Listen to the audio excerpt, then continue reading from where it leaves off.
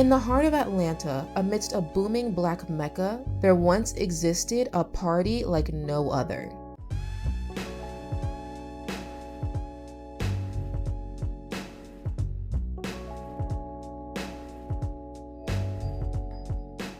Welcome to Freaknik, a convergence of music, fashion, community, and overall Black culture. Freaknik was more than just a party.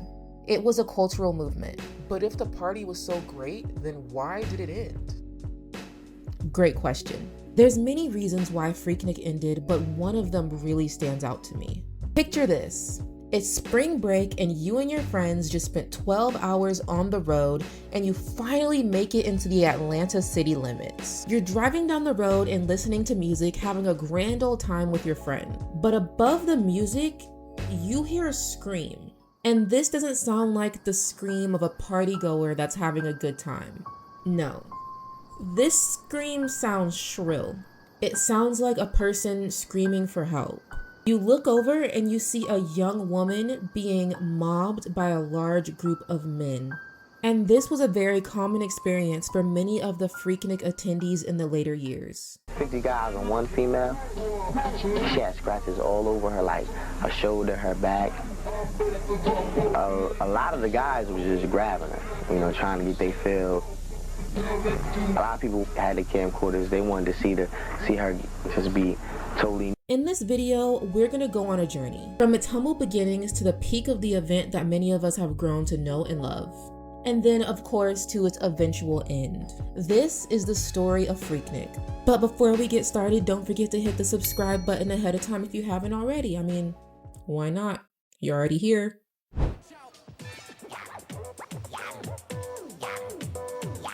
It all began in Atlanta, Georgia in 1983, when the DC Metro State Club, known for its legendary parties, decided to create a spring break event at Piedmont Park.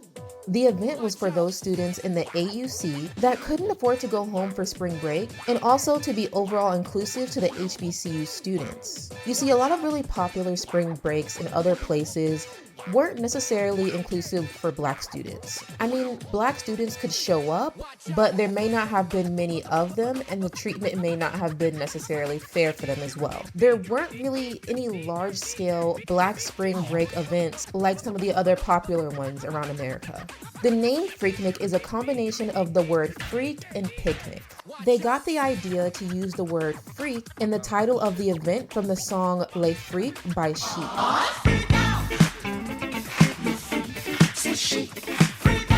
As the planning ensued, a lot of the community came together to provide resources and support because, of course, these were college students and they didn't necessarily have all of the money or resources to put together an event like this. The very first Freaknik had about 50 attendees, but nonetheless, it was a hit. The people that went absolutely loved it and had a great time. This Freaknik wasn't just about partying. It was about celebrating Black excellence and creating a sense of belonging in a society where they were oftentimes marginalized. The first few Freakniks were normal picnics. They included music, food, Greek life, all in the park.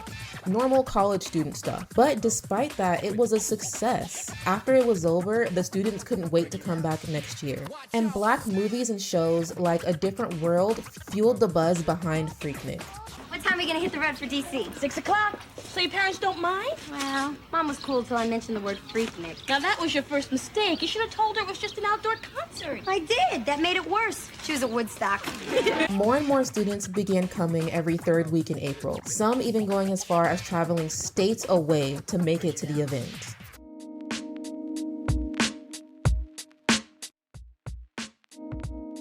Like I said before, this event was about celebrating Black culture, and the event served as a showcase for Black hair and fashion trends of the time. From colorful and oversized attire to intricate braids and elaborate hairdos, Freaknik became a melting pot of Black cultural expression.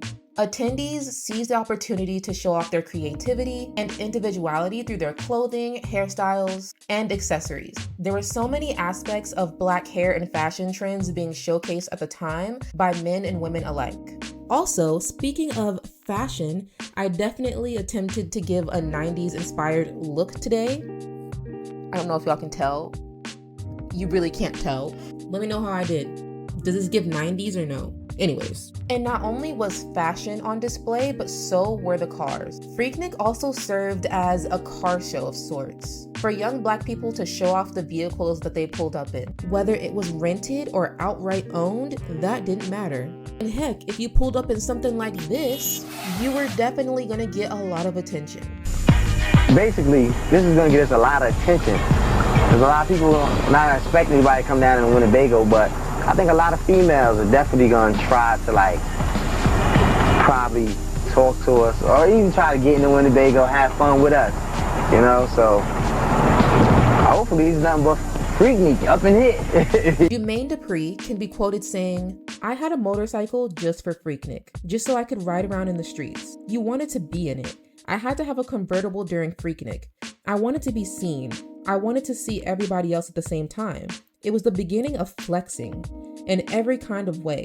The birth of riding around with your system blasting, with your TVs in your car. All of that stuff came from the people wanting to be seen at Freaknik." The Rim Shop, which was an auto shop and a music studio, became a meeting place for a lot of Black celebrities at the time. That included people like Tupac, Usher, T.I., the list goes on.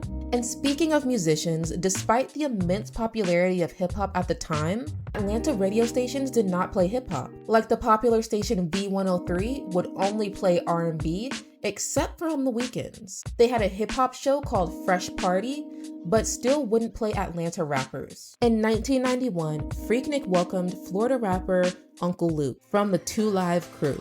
And this completely changed the trajectory of the event. It definitely turned Freaknik up a notch. It went from a normal college picnic in the park to really putting the freak in Freaknik.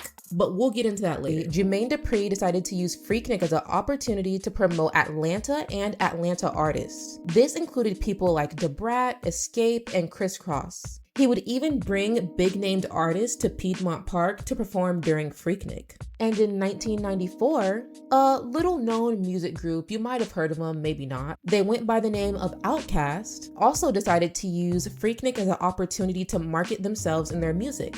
They went around handing out samples of their music on cassette tapes, and it was a complete success. People were playing their music all over Freaknik. Atlanta rappers were beginning to take off. And can we acknowledge how genius that marketing was? Because I don't know if I would have thought of that.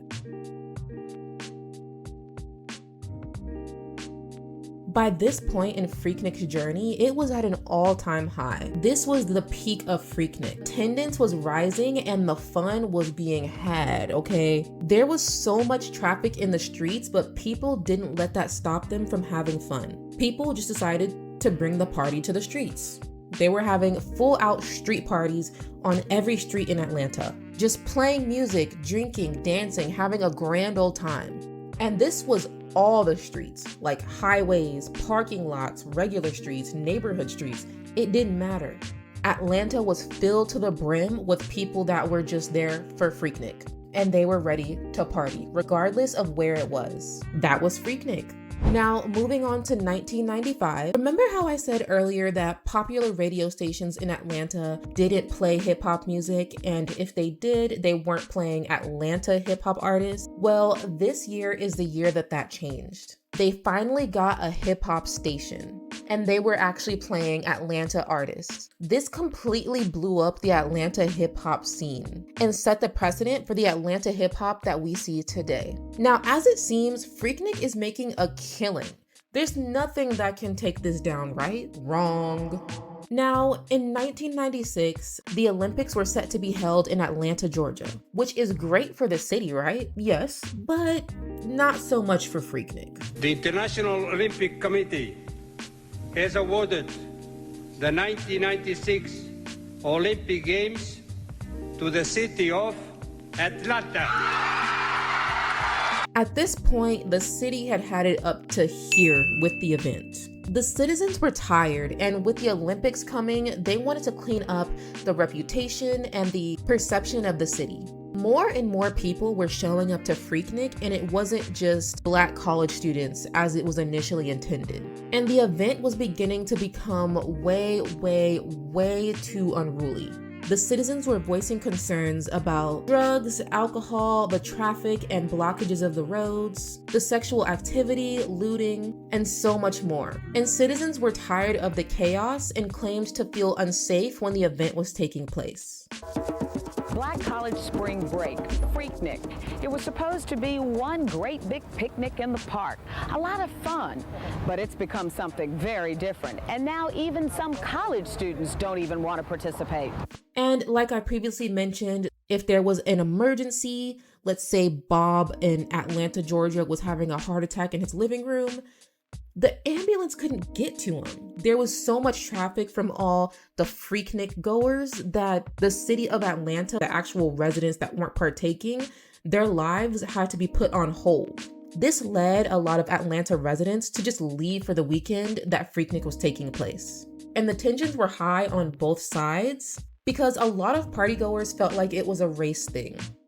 Some people have this misconception that we're going to go down there and we're going to loot and we're going to shoot and stuff. Our dean was like, I'm so worried about y'all. There's nothing to be worried about.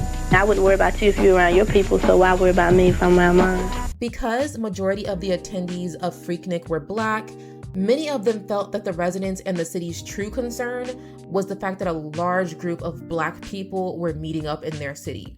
And honestly, I see both sides. I think two things can be true at once. I'm just saying. The mayor of Atlanta, Bill Campbell, no longer supported Freaknik. The Olympics took priority. The truth of the matter is that the Olympics were going to bring in more people and more money to the city of Atlanta. A lot of government officials were choosing a side, and they were choosing the side of the residents. Plus, like I mentioned, there were many issues arising with the event, and it was just becoming harder to control. Businesses like hotels, restaurants, etc. were beginning to turn away Freaknik attendees. The NAACP is investigating charges that local hotels are lying to the Black college students about being booked. We feel like we do have some pretty hardcore evidence. Like I said, we've seen booking statistics. We have seen some memos in writing. Is an example of stereotyping of Black people in general and Black students in particular. The city started barricading streets to the point where they were pushing the attendees out of the city. They made it to where people had to just keep on driving until they were leaving the city of Atlanta. That's just how blocked off all the streets and exits were.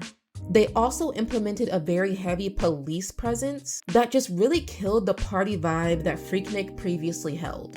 In the past, the city of Atlanta tried to save Freaknik. They tried to change the name to the Black College Spring Break and attempted to make the event more organized and safe, but it flopped. People were too attached to Freaknik and the structure that it currently held, or lack thereof. You know what I mean?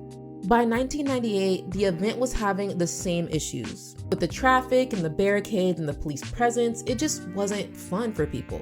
Now, a huge issue at these events that I have yet to mention was the heavy presence of sexual violence against women. And that's because I wanted to give it its own section in this video. As the attendance for this event grew, police couldn't control the crowds, and it became almost a lawless land for people to do whatever they wanted. I mean, obviously there were laws, but the police were outnumbered. And then also remember all the traffic. The police couldn't always get to a crime or an emergency in time. There was only so much they could do.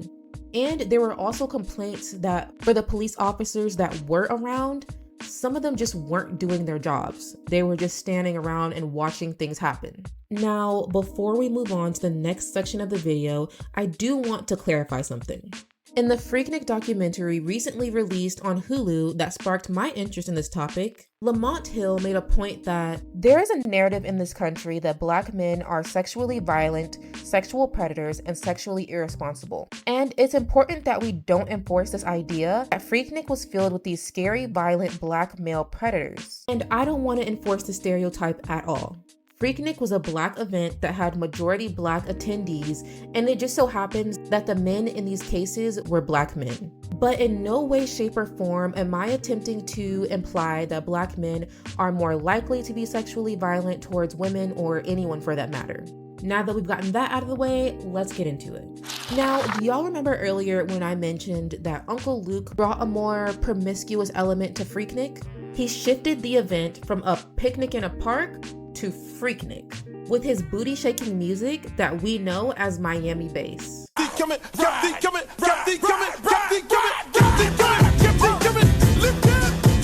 Which is a genre that he originated. Women began to feel free to dress how they wanted, and to just be free overall. It was a type of free that they couldn't be at home. Some women chose to flash cameras and people just walking by on the street, or to do some booty shaking on top of a car.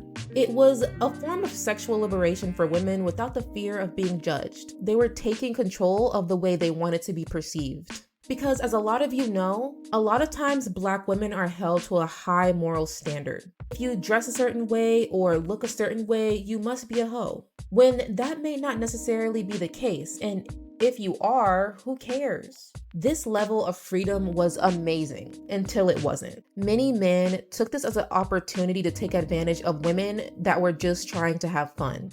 It's like they took the concept of consent and just threw it out of the window. And this wasn't all of the men at Freaknik, of course, just some. The assaults that began to happen at Freaknik were a grim reminder of the dangers women face every day in society. Just because a woman showed some skin or decided to dance on top of a car doesn't mean that she deserves to be touched inappropriately or assaulted. Over the years, Freaknik was quickly evolving into a place that was not safe for women to be. And it wasn't only Freaknik goers that were being assaulted, but also regular Atlanta residents that were just trying to leave work, for example. Some guy jumps into the driver's seat of the car. So we start fighting in the car. I'm going like this and drilling him in the chest and in the face with my feet. And so someone opens up the passenger door and pulls me out of the car, and they drag me on the ground. They ripped my skirt, my underwear was ripped. The only thing that saved me from getting was a man yelled out, "Police." Heaven sent, I assume. All of the chaos and a certain level of anonymity provided a space for predators to take advantage of women at the event. And there were many men who attended the event who even blamed the women for the way they were dressed and dancing for them being assaulted or fondled. At the Freaknik, they ripping their clothes off, calling them bitches and hoes. I don't think you shouldn't do that to a sister. You were dressing appropriately, shorts, I don't care how much intelligence you got, I don't see intelligence, I see your naked flesh. Now, I would not grab your body, but there are people that will. That will, right. So, you should dress appropriately. So? I resent that statement because, that's just me. I had a little shirt on, I had a little shorts on, I got it, I can flaunt it. It's a party atmosphere, it's just kind of like being at a ball game. Once everything gets going and you're walking around naked and you get grabbed, don't come crying at the end and say, oh, well, I didn't know I was going to get oh, I didn't know I was going to get fondled. You can't say that because the sister's walking around down here showing a lot of her body that she is asking to be. That is just her saying that she is showing her body. She is a beautiful Black woman who is taking pride in herself. She has it, so she can show it. If you want to see in Freaknik 9-4, you might have a chance to holler at them like this. The decline and eventual end of Freaknik was very sad, yet a necessary chapter in the story that is Freaknik. As concerns over the assaults on women, the terrible traffic and blockages, and the overall unruly behavior just left a really sour taste in the mouths of previous attendees. A lot of women no longer wanted to attend Freaknik, and for a lot of men, that was definitely a negative. The attendance to Freaknik slowly started to decline until it eventually just fell into obscurity. The end of Freaknik really highlights the necessity of balance when it comes to being able to just go out and express yourself freely and just have fun overall, but also the necessity of structure and protocols to ensure the safety of attendees. And that's not just for Freaknik, that's necessary for every event. The origin stories of Freaknik, of HBCU students coming together to plant something positive for their fellow Black students, is a beautiful story and an attestament to the fact that as Black people, we can do anything we want if we put our minds together. They didn't have all the resources they needed to put together the first Freaknik. The community stepped up and helped out, and it grew into something bigger than they could have ever imagined. And that's a beautiful thing, but all good things have to come to an end. And the beast that is Freaknik needed to have its head cut off before things continue to get worse. Thank you so much for joining me on this journey of exploring Freaknik. If you enjoyed this video, please don't forget to like this video, leave a comment, and share it with someone so they can enjoy it as well. And last but not least, don't forget to hit the subscribe button so you can stay tuned for more videos. And if you're feeling extra spicy, you can check my bio and follow me on my socials as well. Thank you so much for watching, and I'll see you guys next time. Bye.